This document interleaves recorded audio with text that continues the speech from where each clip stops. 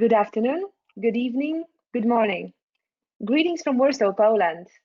My name is Gosia Kuczmowska of the Global Leaders Program, and together with our partners, the Spanish Association of Orchestras and Classical Next, it is a great honor to welcome so many music professionals and decision makers from around the world joining today's edition of Resetting the Stage. As public officials, managers, presenters, board members, and other decision makers navigate complex questions for the future of performance, the Global Leaders Program, GOP, the Spanish Association of Symphony Orchestras, AEOS, and Classical Next, the global gathering for all art music professionals, have joined forces to co-present this series, Resetting the Stage, exploring dynamic challenges and opportunities faced by arts sector professionals, from public health to economics, from event production to communication strategy, from contract agreements to summer festivals. With support from Fundación BBVA, each conversation convenes a diverse group of industry experts to engage in examining the evolving landscape of concert music in a world transformed. Before beginning today's session, here is a brief look at the institutions behind Resetting the Stage. The Global Leaders Program offers an Ivy League curated executive graduate certificate in social entrepreneurship and cultural agency each year to an international cohort of 50 music professionals, distinguished by proven accomplishments and a persevering commitment to value creation and innovating change. Led in partnership with 9 top universities, among them Harvard, Duke, Georgetown, NYU, and McGill, the Global Leaders Program's teaching faculty includes Nobel Prize laureates, Grammy winners, and TED presenters who work with and support cohort members throughout a 9-month journey that combines online and in-person university-led courses and retreats with on-the-ground fieldwork in more than 40 countries. The Spanish Association of Symphony Orchestras is a non-profit association founded in 1993, which brings together 35 symphony orchestras from Spain and Portugal. The Spanish Association of Symphony Orchestras has the aim of promoting and developing a range of initiatives to encourage cooperation and facilitate coordination across all member orchestras in all aspects of their activities, as well as providing a place where people can meet, exchange information, and train. It also speaks up for orchestras at national and international forums in representation of the interests of its members.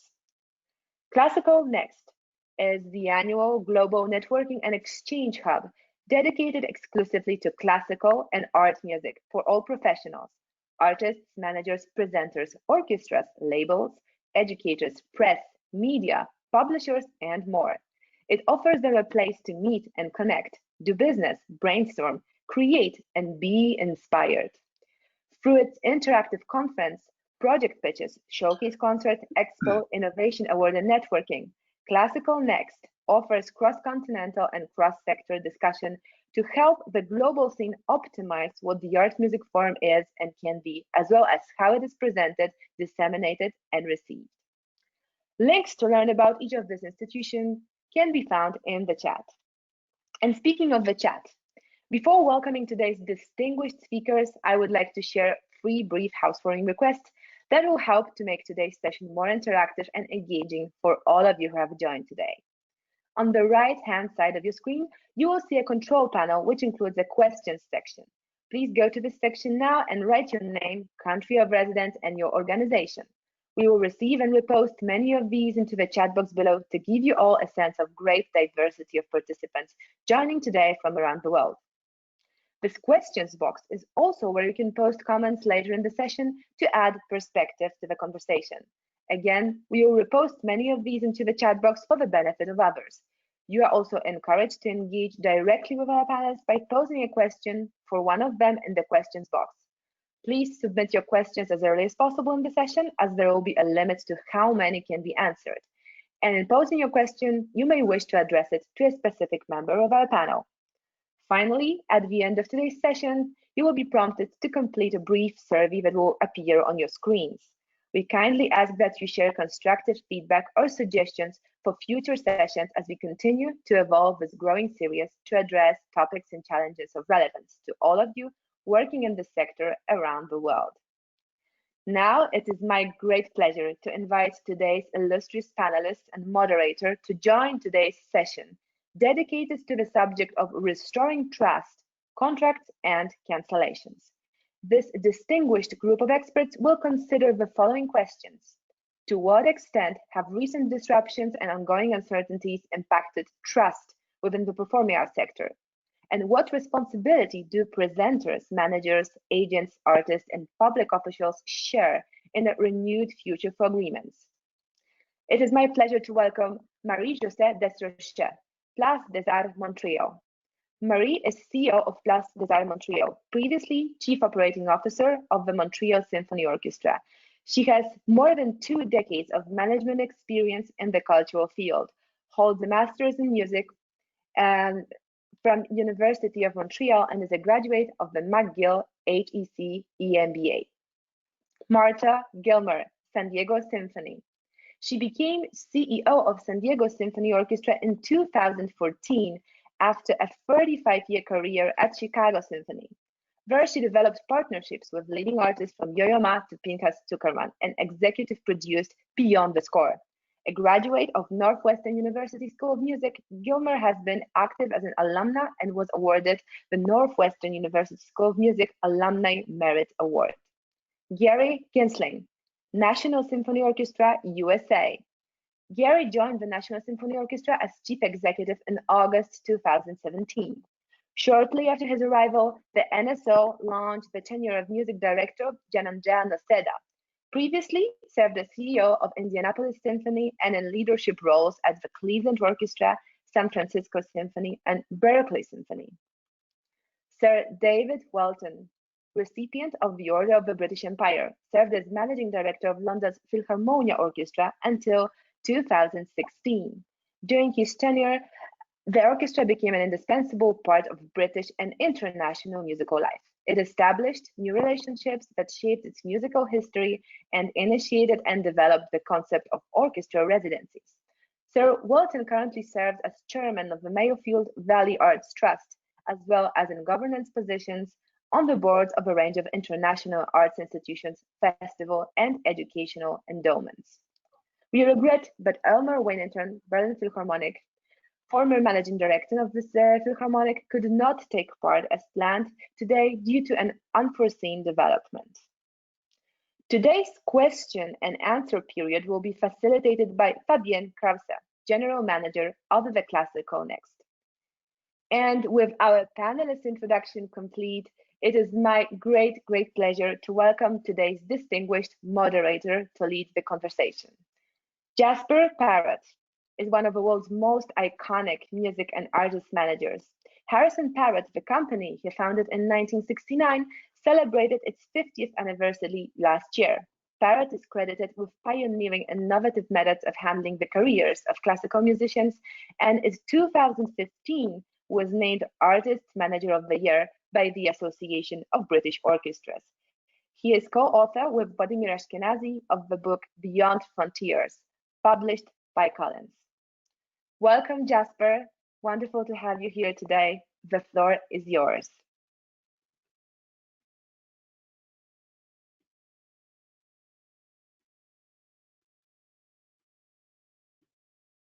Very happy to, of course. That's right. And I'm, of course, very honored to have such a distinguished group of panelists to discuss these important matters. The idea for this particular theme came to me relatively recently after a lot of consideration about how to actually behave and how to handle and how to view the consequences of this extraordinary, unprecedented catastrophe in all of our lives. And as I have been very much involved with innumerable discussions about what actually is a correct way of handling the problem of countless cancelled concerts, of major disruptions to the lives of musicians, of course, orchestras, institutions, music lovers, art lovers around the world. I have been very much preoccupied with the modalities of how this crisis should actually be managed from a formal and legal point of view. And I was very much concerned by the fact that the first tendency was to reach for what I considered to be a very inappropriate and a very unfair instrument, which is that of force majeure. Force majeure was not, in my view, ever intended to be the mechanism whereby difficulties of this kind would be regulated. And so I thought more about this because I suddenly realized that we are all struggling with an innumerable number of what are effectively broken or terminated contracts. And this made me reflect upon my very long life in music and the arts, and the realization that in 55 years of work, I can think of only a very, very small number of cases where a disagreement or a conflict, or in a way, a breach of contract, was ever resolved by legal forms. Almost everything, every disagreement, every problem was always and has always been resolved by discussion. And that is based upon the fact that almost everything that is done in the music and arts world is based on trust.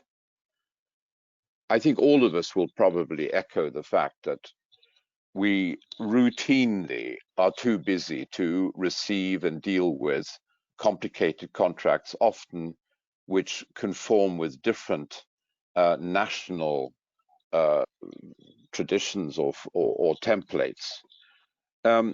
And that in many cases we sign contracts after the event, or certainly at a point when it's too late anyway to vary in any substantial way the terms contained within it. And so the whole mechanism is based upon trust and on relationships.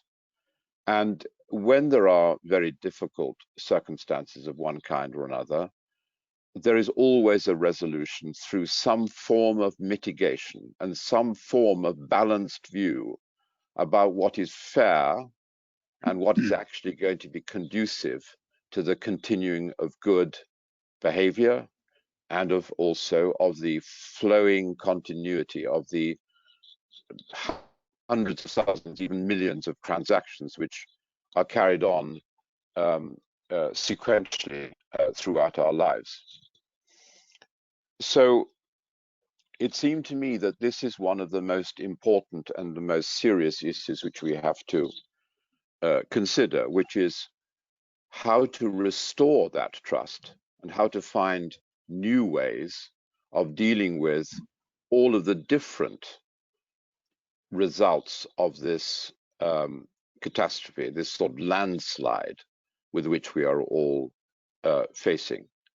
Now, one of the consequences of having or relying upon legal form to get one out of a very difficult and unexpected situation is that it sort of fragments the response of the community which works together to achieve so many extraordinary things. It fragments it into a series of often knee-jerk reactions, which also then separate and divide up the response to this catastrophe, which ought to be a consensual one and ought to be something that is worked out insofar as possible by everybody working together rather than working in sort of isolation or in conflict in local and different circumstances. So it seems to me that this is a moment where we have to actually pause and we have to think about what is indeed at stake. My particular preoccupation has been the the situation for independent artists, whether they're conductors or soloists or singers, and whether they're famous names or whether they are new young artists, or whether indeed they are freelance artists who are not protected by long-term contracts or by a union or by some institution. And I find it actually extraordinary that the independent artists, who are often, I would say almost always, the lighthouses which create the artistic high points, the focus of the art with which we are all involved, and who are also the magnets which attract attention from the public and from the media, should somehow have been left adrift, as though they are not actually integral to the core family to which we all belong. And the institutions, which quite understandably have a very, very important duty to protect their employees, members of orchestras, the sort of supply side, which is directly connected, also often through union relationships or other long-term relationships. Of course, it's very understandable that those interests have to be very carefully and thoughtfully protected. But it seems to me that the artists are integral to that, and without the whole construct, the whole world of creative music making and of artistic performance begins to lose its core set of values, its attraction, its purpose in many ways. So these are my thoughts. I also think that when you make an agreement, whether a contract, there needs to be always an element of consideration of natural justice. And a very strong and powerful organization should never be in a position where it is imposing a solution on a weaker partner. And in the situation that we find ourselves in, and the artists find themselves in, they are without doubt the weaker partner. They cannot expect to engage powerful advocates, lawyers. They cannot, in a way, use collective power in order to protect themselves and their interests. They are also often and I've experienced this very recently, they are often in a situation where they are actually expected to accept the devaluation of what their conditions of work have been, their contracts, their levels of remuneration, that they have been somehow expected in many ways to devalue that in order to support new types of activity in the digital space, where they are also under considerable pressure to give away their rights, their intellectual property rights, their long-term rights in their own performances, in order to sustain short-term activity, which in itself may not be doing more than providing very short-term stopgap activities while we all consider how to get back into some form of new reality. So that is the basic position which I hope that we can discuss further today. And so at this point, I would like to pass the baton to David Whelton, with whom I had the pleasure and the privilege to work for, well, 27 years in all. And I think that we would like very much to ask his contribution. Jasper, thank you very much. As you have said, a successful music industry has to be based on mutual trust and respect between artists, presenters, audience, funders, and the wider community we serve, and those who support us directly or indeed indirectly via donations and taxes. You have outlined how recent events have fractured this trust, particularly between artists and the wider industry. And I think it's very, very important that we try and find ways forward in order to rebuild that trust, without which I don't see a new reality emerging that will begin to reflect the rich artistic world in which we live. For me, the most practical way to rebuild trust is to have a common objective which recognizes the interdependency of our world and our respective responsibilities within it. We cannot live in isolation. It's essential we demonstrate our relevance to the wider world at this time. And it's essential that artists connect with their communities and build on the remarkable online activity which has taken place during lockdown. And I think, Jasper, your point about the balance of risk and return as we move into a new digital world, I think is something that needs to be addressed, and we maybe come on to that in more detail later. I would propose that the objective that unites us all is the importance of reopening venues and bringing artists and musicians back together with their audiences. We need to understand the balance of risk in achieving this. We need to use this opportunity to strengthen our political relationships and reinforce how society values and protects the arts. We live in a fragile ecosystem at the best of times, and this is not the time for grandstanding, nor a mentality of winner takes all. And regrettably, you've pointed out some instances of where the balance of responsibility hasn't worked in the interests of all of us. We need to re-establish mutual respect for the roles we all have to play in ensuring that classical music can flourish again. And we need to stop thinking short-term and establish solid foundations on which to build the future. As you said, classical music is a long-term business. It's a people business, and it's a business built on relationships. We do not parachute in and leave the next morning. Most artists' careers are not built overnight. Most audiences are not built overnight. The public wants to see artists thrive, not just survive. And we as facilitators bringing audiences and artists together have a responsibility to ensure that this is the case. Thank you. Thank you very much indeed. Marie-Josée.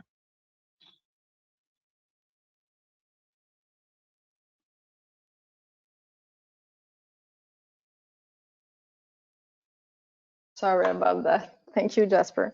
Yes, trust is a very key component through this crisis. We see it not only for our sector, but for all the politicians or the CEOs in other sectors. So we need to have confidence in our high politicians and other managers. It's an unprecedented crisis. We talk about short-term and long-term. It was so suddenly, everything was closed. We had to react very rapidly, and we had to take actions very rapidly, and we need to adapt and to manage the unknown. We all know that. So we are now turning in maybe another phase of this crisis. And I see and I observe some partnership and relationships that have been established with different stakeholders that through this crisis have grown. Because, as you mentioned, we share a common objective. It's not only about surviving into the next season, but it's really to plan the midterm to ensure that this cultural sector will be stronger. We might not be the same, we might will be the same, but some aspect of the business might be redefined. And you talked about the force majeure. And what I have observed and what I did as a venues is certainly to go beyond the contracts, because if you're in a partnership and your partner doesn't exist at the end of the day, the contract doesn't mean anything. And it's valuable also for all the artists, certainly. So producers, residents, and artists have to get closer and to engage into a real dialogue. And this dialogue might not be easy. It's communications leads to collaborations. And we have here in Quebec an example of that in terms of politicians. As you know, as you may know, here in Quebec, the government supports the culture quite widely. It's between the US and Europe, and the Minister of Culture and the Prime Minister made an announcement last Monday about investing $400 million into culture, and the reaction was mixed, because the artists, they went into media because they didn't feel that they were listened. And they have engaged into a real dialogue. And I can tell you that I'm part of those consultations with the government. So it's really important to define what communications mean. It's cliche, but it's also to listen. It's also to show your vulnerability, that everyone wants to protect and to have better protections, but it's also to say that you don't have the answers. And through the week, we see the Ministry of Culture to establish a deeper conversation, even though those consultations have taken place. And as an example, she created an emergency fund for musicians and artists, and the administration of those funds will be managed through the unions. And I think it was really clever to establish that kind of trust. And another key word for me is responsibility, because we are all part of an ecosystem. The venues, the producers, the artistic organizations, I know some of them that will disappear. That's true. The cultural sector is the first one that has closed down everything, and we will be probably the least to recover through this crisis. And we all share this responsibility, and it's a time to allow us to explore, and this is maybe a good thing, and to be flexible during this part of uncertainty, and it will be a long journey. My last point will be that this crisis has put also in light some issues that we had in the past. Those issues were there before, and probably it will accelerate changes, and this is a good thing. And I'm thinking about all the digital world. It's not the end. I believe in live concerts, but let's explore and redefine that part. And we will just launch the youth application in our halls for interactive shows. It's more for pop shows than maybe symphony shows. So this period of exploration needs to have a dialogue and open-mindedness. And my last point will be, we talk about having a balance between all the components. Don't forget, yes, all the stakeholders, the donors, but the public. This crisis is a sanitary one.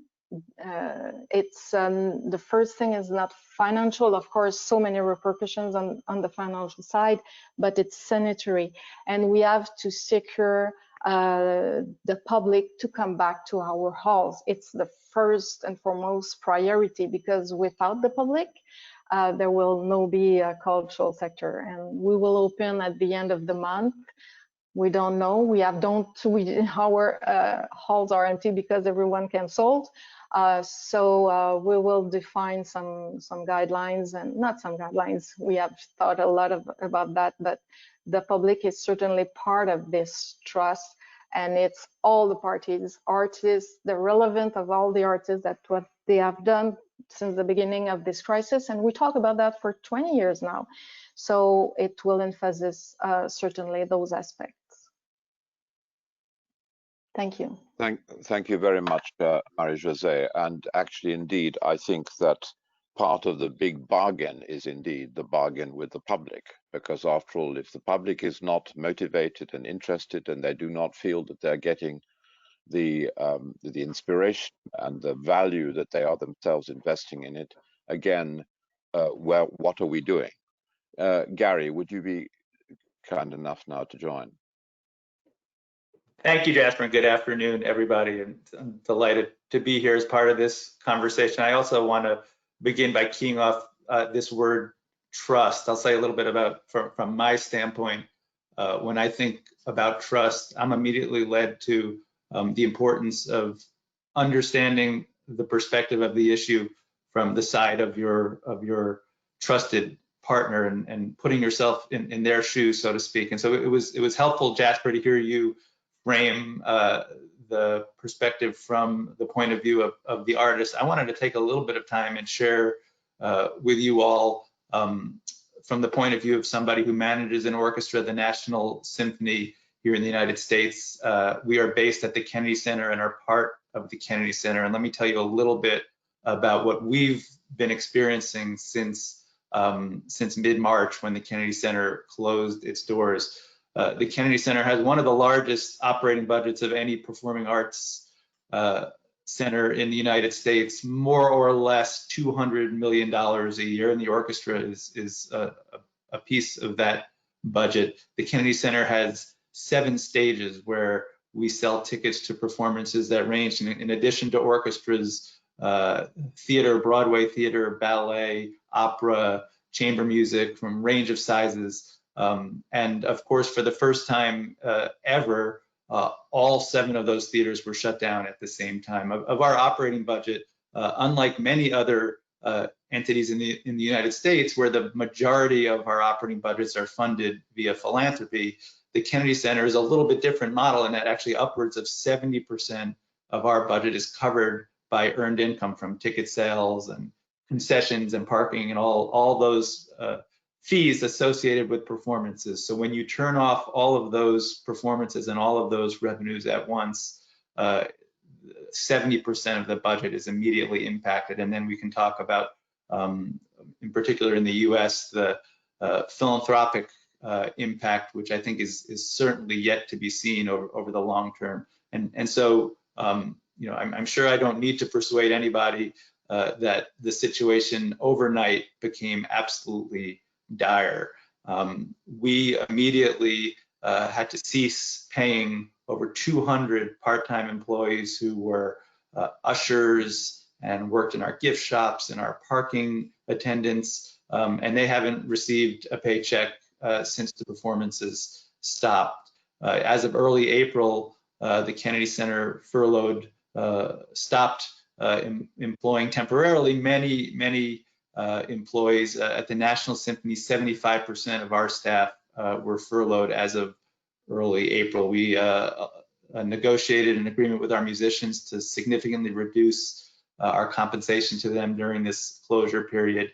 And as it extends now into the summer, and we're looking closely at the future and trying to figure out what the end of the summer and the fall looks like, there's still a whole lot of uncertainty about when performances can resume in any kind of meaningful way. And of course, that raises question about the long-term viability. I mentioned philanthropy, which is a huge part of the equation. And it's really hard to tell what the short, medium, and long-term impact is going to be on the philanthropic dollars to the National Symphony and to the Kennedy Center. And so this is me essentially making the case, and Marie-Josée used the word unprecedented. It has been used many times in this situation. No performing arts organization has ever encountered a situation like this before. And so there is no doubt, we are aware, as Jasper pointed out, that all of our guest artists and guest conductors and performers who come with us have suddenly stopped receiving fees for performances that we're unable to present, from the most well-known artists to the youngest and most up-and-coming artists, all of whom are being impacted, as are the many employees that I mentioned. This is a deeply, I have to say, a deeply heartbreaking scenario that day after day is something that weighs on me, and I know all of my colleagues in similar positions. It probably wouldn't surprise our audience today that I have a slightly different view than Jasper on some of the contractual language that calls some of the decisions into effect. It has been rare in my career of almost 20 years that I've ever had to rely on force majeure language in a contract with an artist. I don't think I ever have previously. We've all never lived through a situation like this. We certainly do rely on the contractual language that are agreed to by both parties when artists need to cancel either because they're ill or something else comes up, and sometimes artists cancel at the very last minute, which all of us as presenters have experienced the need to find last-minute replacements and figure out how to resolve a situation. And that, of course, is part of our ecosystem and our mutual trust. It is heartbreaking to think of the number of canceled concerts and canceled fees that our artists and our ecosystem have been experiencing. And so I guess I'll close by saying, for me, the other element really important to me is, I guess I'll phrase it as assuming good intent. And it's really important with all of our partners in our artistic ecosystem that we do that, understanding the perspective of others. So we have to find a path forward together. I fear that there is much more difficulties ahead of us before we have any sort of resolution and beginning of a return back to a world where we're presenting concerts to audiences and full houses of audiences. We all hope that comes sooner rather than later, but it may not. And if not, we have to continue to work as an industry to figure out a path forward. Jasper mentioned digital initiatives. I think there are going to be many conversations and discussions with our orchestra musicians, with our artists as well, and hopefully some innovative thinking and creative solutions will help us bridge towards that future whenever it's able to be with us. Thank you very much, Gary. Before I hand over to Martha, I would like to hope that at some point today, and if not on some other occasion, that we also think more about the future and also think more about the value of what we do in terms of civil society and indeed the future for our children and the future world in which we actually want to hope that we can have the sort of plurality of inspiration, which after all is what I think we're all in different ways dedicated to. Martha, would you be kind enough to take the baton now? Thank you, Jasper, and thank you all of you for your comments that preceded. I think trust is, as we go through our days that are back-to-back meetings and trying to piece together some understanding, as we say, what seemed implausible on Monday is protocol by Friday, and finding ourselves in this unprecedented time that is global. My hearts go out to our performing solo artists, because even if something happened in Chicago, there was Hong Kong, or there was Tokyo, or there was London, and to have everything shut off, not only is it an economic burden, but for those musicians that make their lives traveling from place to place, producing art, it must just feel so isolating at this point to be home and not be able to, it isn't not be able to go to work, it's not being able to create incredible musical moments for audiences as they have been, whether they're young artists or very seasoned artists. So just as a starting place, I think our situation in San Diego is similar to what Gary described. And we spend a lot of time thinking about how to sustain our employees, many of whom have been furloughed since March. more have been furloughed part-time. Some have been brought back with some government subsidies, but and developing trust with our orchestra musicians as we navigate what the future is going to be like. These are people who can't work now, but would like to be able to. And yet we are all having to share the pain of severely limited resources, as Gary was saying, with the elimination of all earned revenues. For some, that's 30% of your budget. Some, in the cases of those with large outdoor venues in the summer, which we were about to have, it's even more of your earned or of your revenue. So establishing good intentions and establishing trust with all components, that we're doing the best we can, and that by definition we have to allocate those resources to our full-time employees first. I think not paying for things, eliminating everything that we do, but making sure we're taking care of people, and we can't take care of them well enough to sustain. And in San Diego, it's an expensive city to live in, to sustain what they need.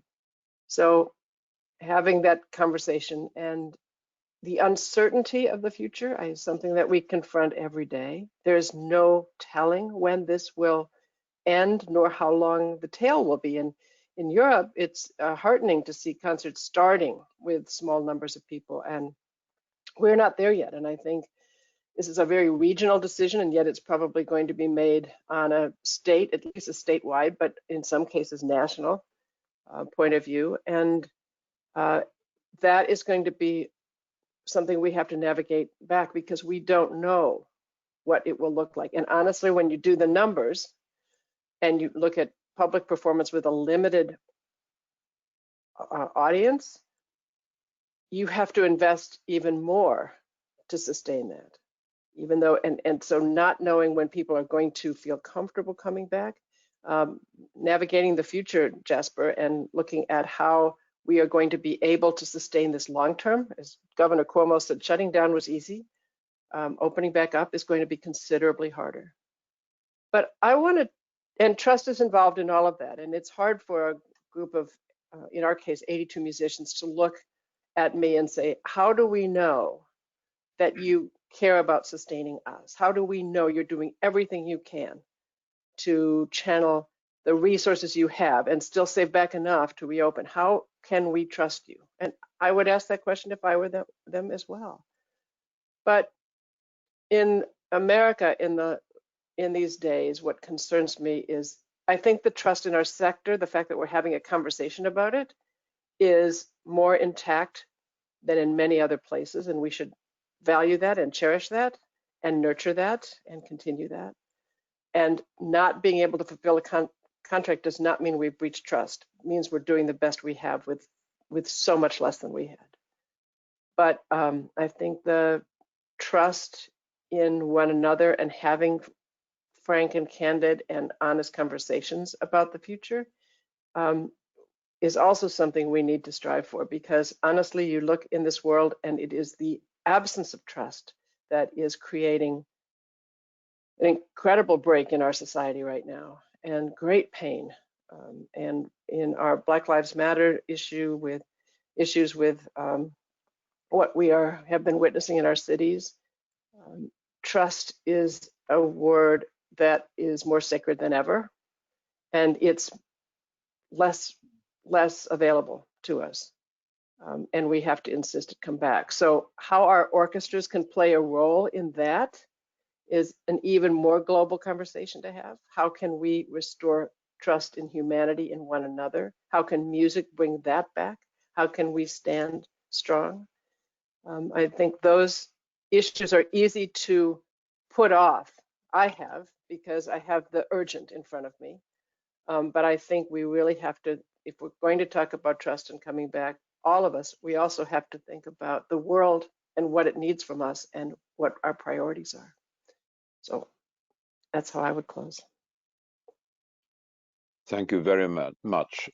Before I hand over to the question and answer part of this, I would just like to remark that one of the sort of strange ingredients in this extraordinary, unprecedented situation is that in one respect, the handling of the COVID-19 has mimicked in some ways some of the problems which I think have beset the creative arts world, which is that we have been so preoccupied with the local effects of how we deal with the crisis on our doorstep tomorrow amongst the people we are working with, that we have in a way not found it possible to do what actually the arts really do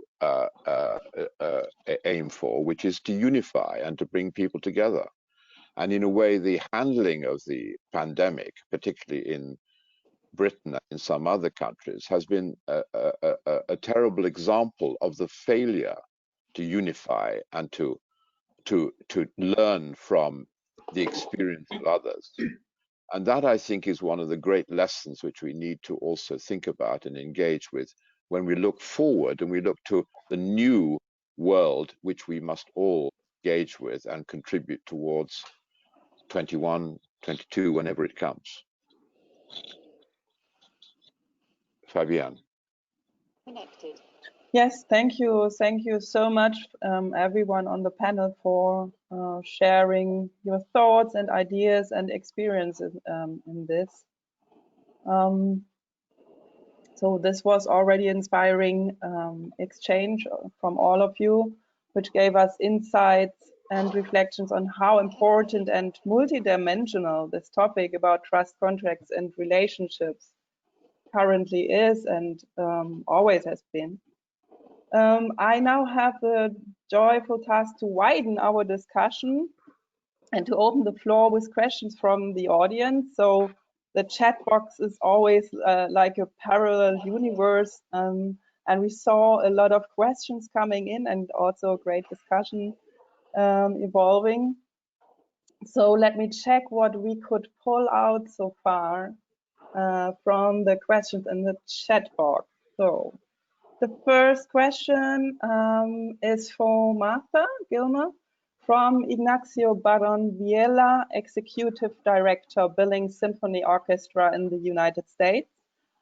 A couple of weeks ago, the Washington Post published an article related to challenges that artists are facing related to streaming online and music copyrights.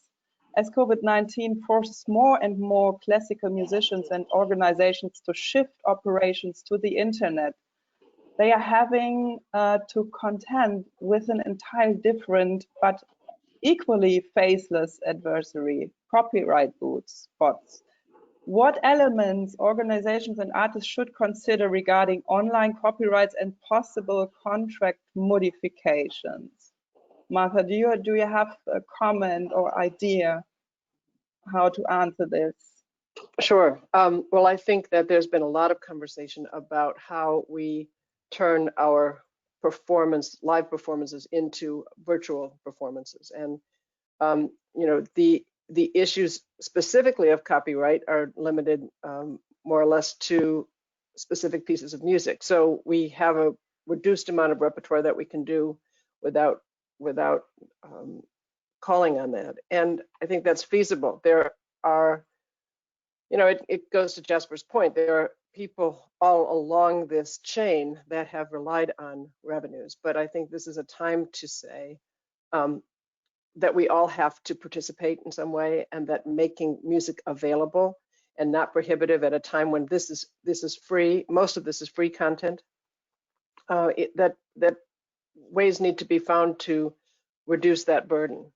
Likewise, I think there have been breakthroughs in terms of removing some of the layers of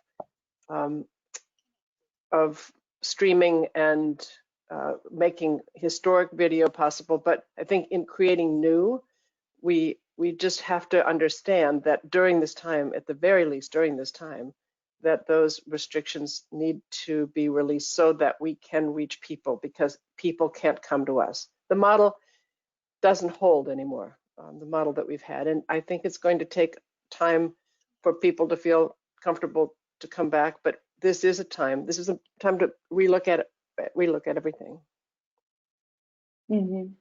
Yes, thank you for your thoughts on this. Maybe anyone else in the round having ideas or comments to this? What about David? And I saw Gary raising the hand. Yes. Maybe if I could just add to what Martha said, I think the article in question was interesting because it was talking not only about copyright issues, but also technology issues that are really impacting the arts. I think the example given was where Facebook or YouTube uses an automated system to compare posted videos and audio clips with existing copyright protected material, and will identify a small snippet of it could even be a live performance, and believe that it's somebody is posting a copyrighted recording, and it immediately removes that material. So for me, it's actually more of an example of how that the world of technology is so misaligned with our world of performing arts, that the systems, the automated systems that they use to track this, don't even understand the work that we do. And we find this in looking at popular streaming platforms that aren't able to identify, don't have fields for composers and performers to track the metadata of classical music. And I think that's a different issue from copyright, but an equally important one for us to be tackling as a field. Yes. Thank you so much. Just to quickly comment on that. Gary, that's a very, very interesting point you make. And that's all about, I think, giving confidence to the artists that they're not being exploited. But I would like to narrow the point a little towards where Martha was reflecting on the new world.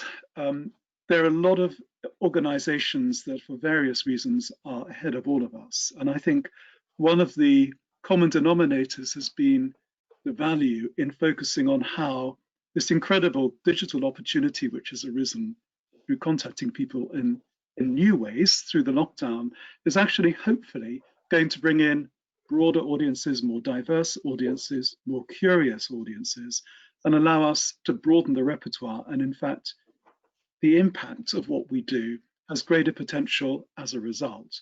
But to achieve that, there are a lot of very, very careful steps that need to be taken, because what we can't do is ever allow our musicians and our great artists to feel that A, they're being taken for granted, and B, that somebody else is taking a slice of the cake. And putting that a very, very simple way, but it seems to me every step of the way has to be underpinned by a common objective that unites us all, which is the live experience, and using these different technologies, these different methods of communication to allow us to enhance that, thereby, in the longer term, sustaining these great institutions, sustaining the role of these great artists in our society. Yes, absolutely. And we have also Marie-Josée wanting yes, to maybe comment just on this. Yes, maybe just an additional point, because we're talking, as I mentioned, about streaming, about I don't know, in 2010, the first clause of multimedia for the Montreal Symphony. I was there at the time. And now the crisis has put in light maybe the place of those streaming, meaning that it won't replace a performing, a live performance. And so all the musicians, maybe they see it more like an additional tool to the way of keeping the relationship with their public. And now they can feel that it's their public. And I see here in Montreal so many initiatives from our orchestras trying, and individual musicians, and the Montreal Symphony just will do their live concert tonight, because they can now here in Quebec, and it's 1 million audience since the beginning of the crisis that they had on their website, because they took all the live streaming that they have done into the past. So it's a long journey, and this particular subject as raised, as you know, 10 years ago. And so the crisis will put more that into place and continue the exploration, but I can feel that there is more a consensus than 10 years ago. Yeah, I agree to that, and I also think that more and more business models and ways to survive and monetize will come up in the next period. And I also think that the ones who adapted already to the digital world a bit more, that they are now on the stronger position. But yeah, it's a phase of developing and work in progress, I guess. So let's go to the next question, which is for Jasper. And it's from José María Sánchez Parrales. Sorry for my pronunciation. Orquestra Sinfónica de Barcelona in Spain. So her question is, for publicly funded orchestras, for example, orchestras in Spain, we depend on resources administered by public officials, and our governmental definition of force majeure includes an epidemic. Therefore, our public finance inspectors will not accept a payment to be made to artists in a contract cancelled by pandemic force majeure. Not every institution has the freedom to act as you propose, even if we wanted to. The only option would be to reschedule, but this option takes us to up to 2 years rescheduling. Do we have any suggestions of how we can navigate these questions with our public officials? Well, that's a very big question, and it's one actually that I have thought about a lot. And it's also, of course, a process which needs to be engaged with, which relates to the communication and lobbying between institutions and, in a way, their funders, or if you like, their controllers. Because there is a big gap in understanding about how these different worlds work. And there are also often rules and regulations which actually are very undermining to the trust and the collaboration, which in the end will be necessary also to restore a healthy balance and a creative balance. It's not just in Spain, but also we have the paradox that on the one side in Germany, which of course has supported musicians and culture and the arts very, very publicly, including statements from the chancellor and also from the culture minister. But in a way, these statements remain statements because there is a whole set of public regulations which actually, in many cases, prevent the disbursement of funds. And I feel that this is one of the very important things that we have to engage with in the future, which is that all of us who are in one way or another in leadership positions in music and the arts have to improve very radically our capability of promoting the interests of this whole sector, of communicating better how it works, and of actually seeking to find new and more diverse ways of long-term funding.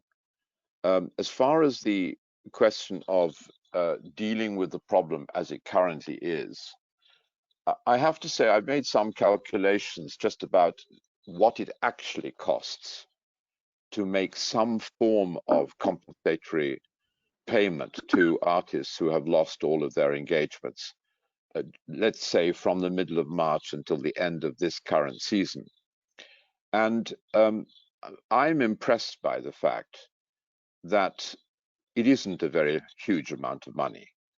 And of course, there isn't enough money in general to go around to meet all of the requirements.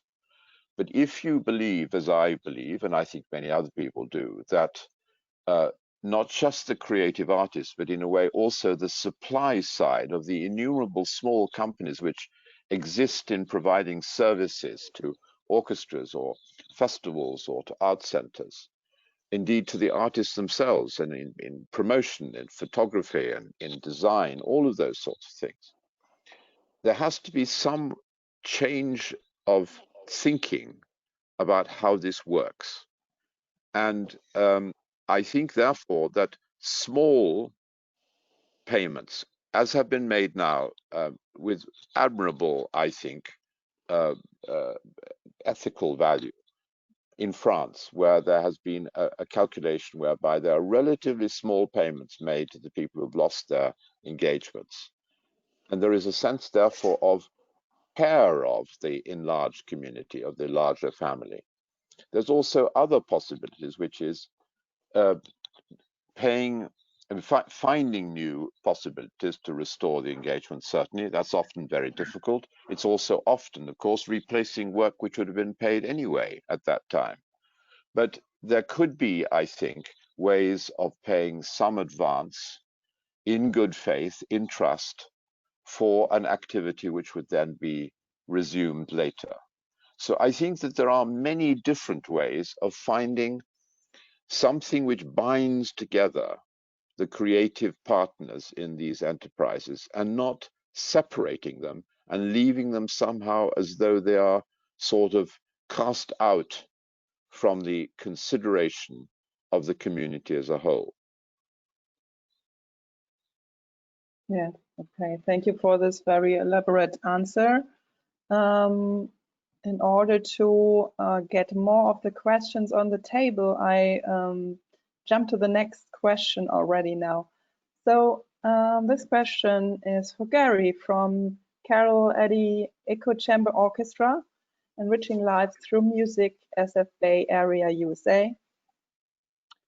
The Kennedy Center has been at the center of a very public dialogue for having been the recipient of such a substantial subsidy in the first COVID relief bill in the United States. How have you been able to respond to criticism of the arts being non-essential, and what can the rest of the sector learn from your example in being at the forefront of this debate? Thank you for that question. Yes, so the Kennedy Center's grant that it received through the CARES Act, it received really for two very specific and unique reasons, I would say, to the Kennedy Center. First is that the Kennedy Center serves as the living memorial to President John F. Kennedy, and also serves as the National Center for the Performing Arts. And so the funding was specifically intended to sort of preserve the operations of the Kennedy Center and is helping to pay for much of the staff that I mentioned earlier, who are still working in order to keep the operations of the center going for when we are able to return. I think the question of the arts and arts workers being essential or non-essential is a really big question, I think, for our field. And I think the funding was less, I would say, less focused on defining the arts as essential or non-essential, and more really focused on the standing of the unique components of the Kennedy Center, as I just described. But I think as we all are experiencing, in particular in the United States, the difficulties of current times, I think there is an opportunity for all of us as an arts community to come together and think about the case that can be made for the arts being an essential part of life and the human experience. And I think that goes well. That certainly goes well beyond funding issues and as challenges that we've faced before the pandemic, and will certainly be an issue going forward as well. Yeah, excellent point. And maybe Martha, you as an very important and essential part of the arts in this debate across the country, what would you say or respond or comment on this? Well, I think the Kennedy Center is in a unique position. Fortunately, there was some CARES relief for other orchestras, including subsidies through the PPP loans. Small Business Association loans. But you know, our city funding is, cities are in trouble as well, and so other governmental funding, such as from the city or the county, will be reduced going forward. So we need more governmental support to sustain arts organizations without question. And I think as a living memorial, I understand completely about the Kennedy Center. I just hope that there's more funding going forward for all of our arts institutions. Yeah, very valuable point here. Okay, let's go to the next question for Marie-Josée from Kathleen Kaminga, Assistant Professor, Double Bass, University of Trinidad and Tobago, from the Chautauqua Symphony Orchestra. She asked, the panelist Sophie Gallet, CEO of the Melbourne Symphony Orchestra, reflected, in 7 weeks of digital programming, nearly 400,000 people have attended our online performances. It would take a full year in our concert hall for us to reach this many people. I'm curious if, when numbers are counted, we are keeping track of how many are staying for complete digital performances. While the audience we can reach being larger, how do we retain our listeners online? Yeah, you have cut, but I think I understood the question. It's really important to make sure that we work on this relationship between what I used to call the virtual community and the physical community. And sometimes it's not so easy to make the connection between both of them. Because of course the experience is not the same, and it's really more engaging for someone who come to our concert hall than to look at what we used to have since the last 3 months, is those Zoom or those streaming.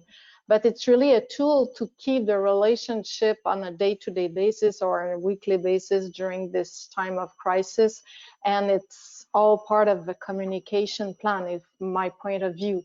So you have to capture the most that you can, and you know that even your fan base on Facebook, you reach only 10% of that.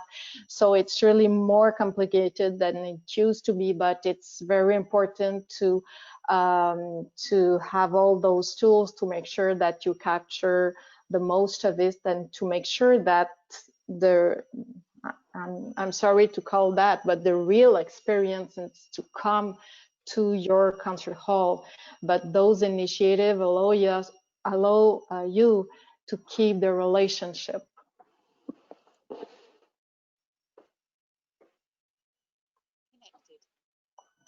So maybe, yeah, Jasper, maybe you can take over, because somehow I cannot see my camera anymore. But maybe you have, if you hear me, maybe you have a viewpoint in this anyways, and I try to restart the webcam now. Well, David, I think you wanted to say something. Jasper, thank you. Just to say that these two strands of activity actually reinforce each other, because they both have particular distinctive strengths, as you've said. One primarily can be seen as a communication strategy, but it's also part of, in many, many orchestras, remarkable insight programs that have been created, which allow audiences to engage both virtually and actually in real life, as you have said. So I would say what we need to do is build on the best practice around the world that has developed during the lockdown. And the great virtue of these kind of seminars is that we can all share this information together. We can share the outcomes together. And I find that incredibly positive. And I think in a way that will, as we were saying earlier, drive new audiences towards the unique experience of live music in the concert hall. At the end of the day, I think we as a music community, we want to make music to people, with each other. And the concert experience is the only way really of achieving that. So that should be always the end goals of this, what I'd say absolutely interdependent and interlinked activities. So we're at a very exciting place just now.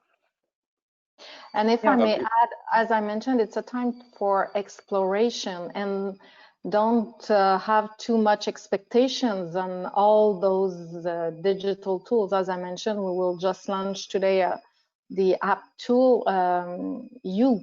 And I have been asked what are my objectives with that, and it's only one solution. There are so many solutions, and it's not one fits all.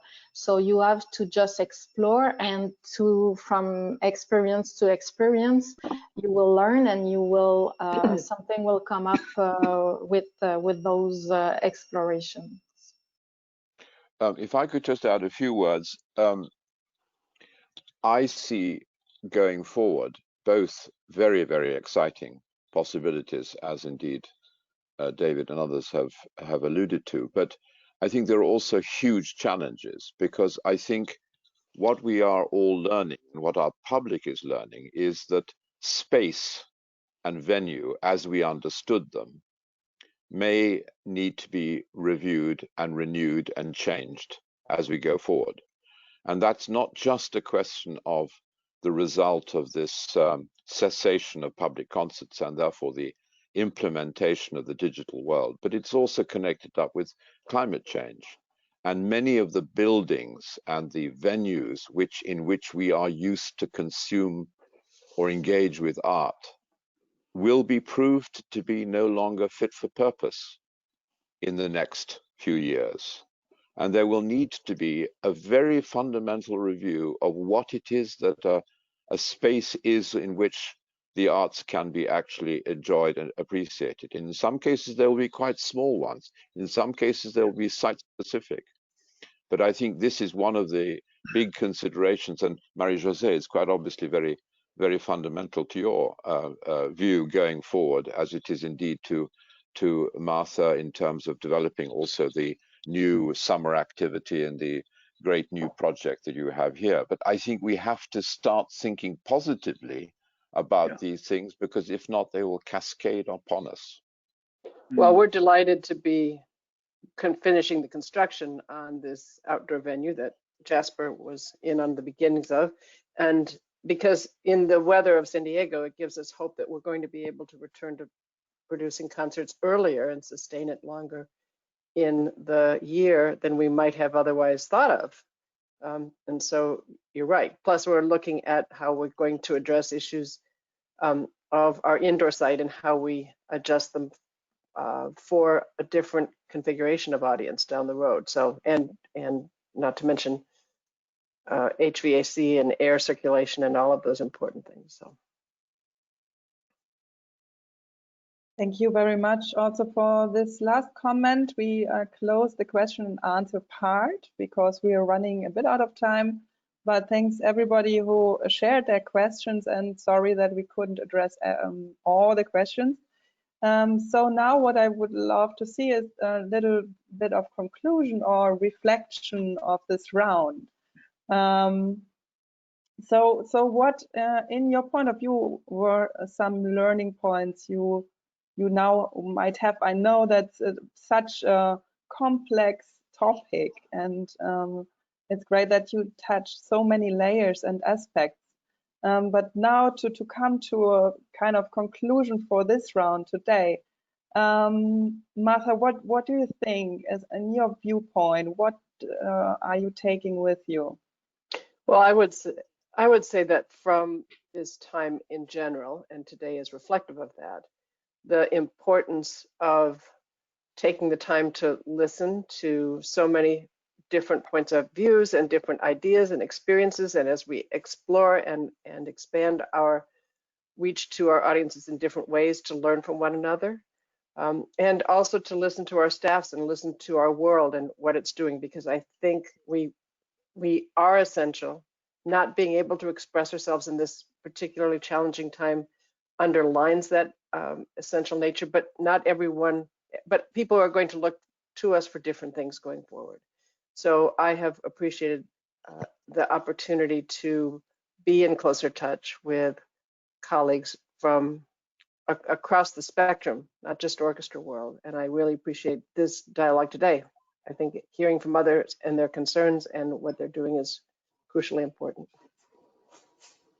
Absolutely, I agree that it's very important to have this exchange. And maybe going over to Gary, what's your learning point for today or in this whole topic in general?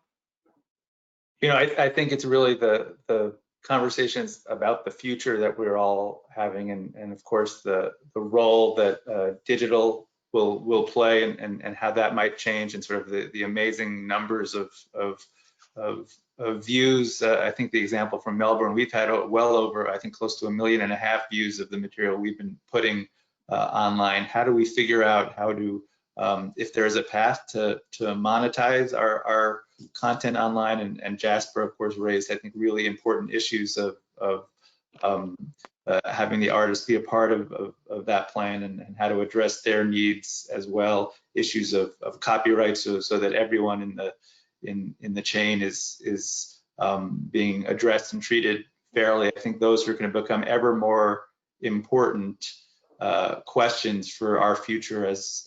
But at the same time, I have to end by saying, you know, for me, the most important thing is to find a path back to the live performance experience, because that's what we're all in this for, and that's why we so value the artists that we're talking about, and the experience of as Martha said, of having the artists performing and touching people in the same room is we have to find a path back to that sooner rather than later.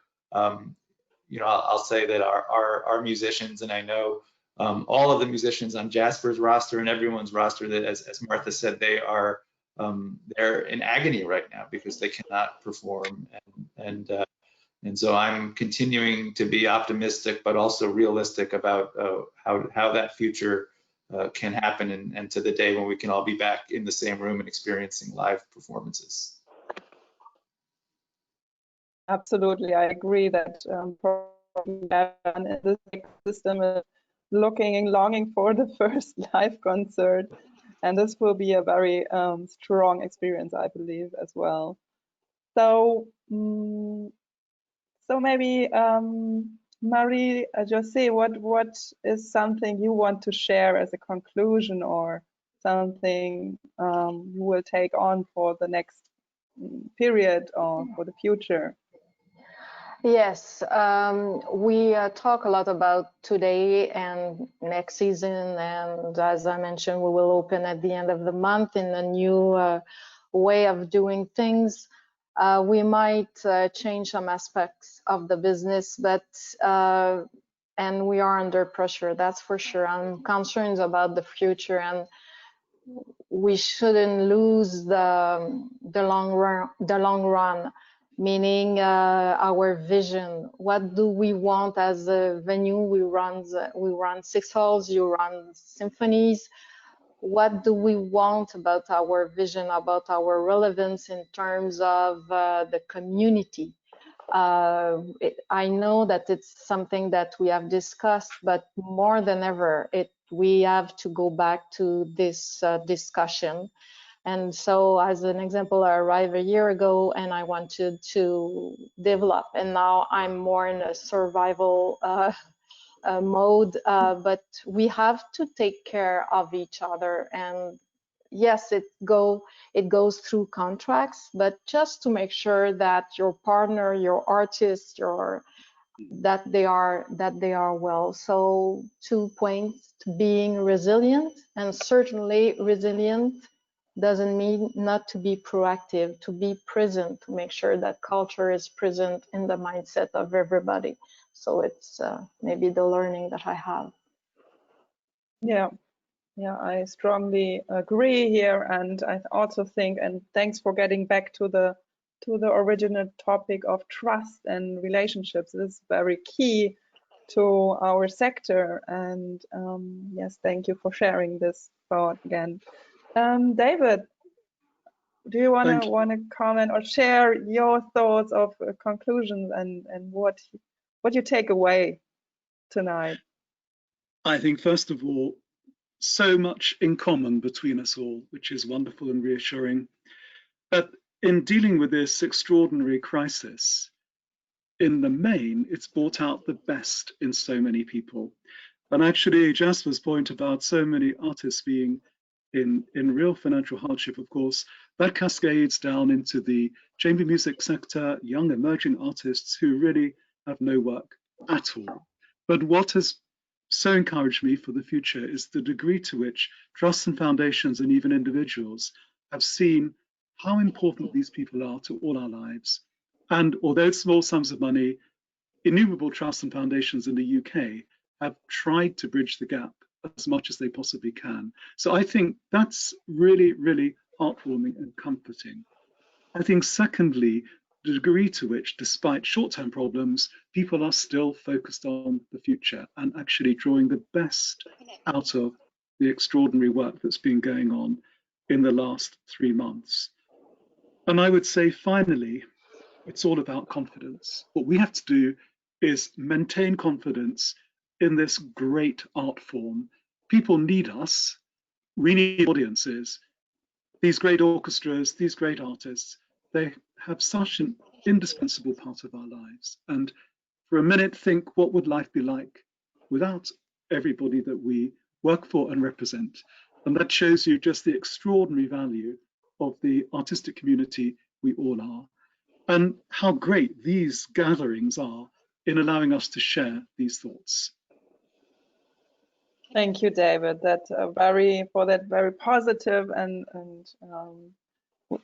reflection on what we experienced in this panel. And I absolutely agree that we have to stick to each other. And thanks also for sharing that we need to stay confident here. And now I hand back to you, Jasper. We have around 4 or 5 minutes left. So please share your last ideas and thoughts and maybe conclusion words. Please take it away again. Well, I'm certainly much encouraged by the fact that we are able to meet together and to talk about the different perspectives which we are having to deal with in this crisis, and also that we find time to think about the people who have perhaps been most damaged by it. And actually, just following the point that David, yesterday I had a case where there is a very, very promising young conductor who is making a very significant already developing a very significant career, and every single thing in his schedule between the middle of March and the end of December has been cancelled. And his fees are not very great, but he has not been compensated by any of the people who felt obliged to cancel the engagements.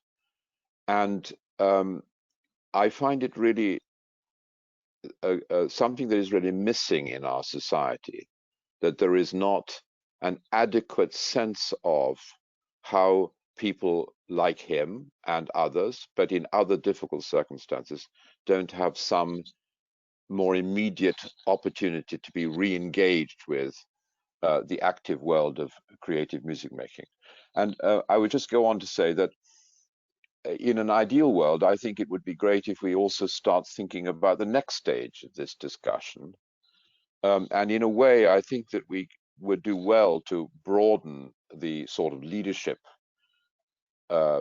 contributions that we could make in order to include in our general discussions some other significant aspects. I think that we need to have the political side represented in these discussions. I think the law needs to be represented in order to have a balanced view about what would be a better way of regulating trust and commitments. I think that it would be, I've been sometimes surprised by the lack of contribution made by very important artists. I think that we should hear much more from the leadership people amongst the artist community. They are the people who can actually contribute an enormous amount to this, and in a way their voices have not been widely heard. So I think we and I also thought, also hearing, of course, particularly because of the situation in the States, I think a contribution from a great philanthropist, a person who is sustaining an important area of activity, as to how he sees or she sees this situation and what could be done in order to actually think about the future and the best way of, in fact, sustaining the entire community. So those are my thoughts at the moment. Thank you very Jasper, much. thank you. Jasper, thank you so much for sharing these with us. Marie-Josée, Marta, Gary, David, Fabienne, thank you so much. And thank you to everyone who has joined the conversation today from around the world. We are so grateful for the chance to connect such a truly global group of practitioners, and we look forward to any feedback or ideas that can help make this initiative grow its value to you and your professional lives in the future. And on that note, thank you for taking the time to share your feedback with us. Before closing, on behalf of the Global Leaders Program, the Spanish League of Orchestras, and Classical Next, I would like to invite you to join our upcoming session on Thursday, 11th June. Midsummer Nights, the Paths for Festivals. This conversation explores questions surrounding the evolving landscape of 2020 summer festivals around the world. It will examine how a range of festival decision makers are adapting seasons to new realities, as well as what key challenges and opportunities these shifts offer for the future. 1 p.m. New York, 7 p.m. Madrid and Berlin, resetting the stage, Midsummer Nights, Pathways for Festivals. We will be joined by industry experts, Alan Fletcher from Aspen Music Festival, Michael Hafliger from Lucerne Festival, Fabienne Krause, Classical Next, Marcelo Lopez, Brazil's Campos de Jordão Festival, Antonio Moral, Spanish Granada Music and Dance Festival, Ernesto Palacio, Italy's Rossini Opera Festival. Thank you again to all for joining us today. Have a good afternoon, have a good evening, or a good rest of the day. Stay safe and healthy, and we hope to see you next week, same time. Bye.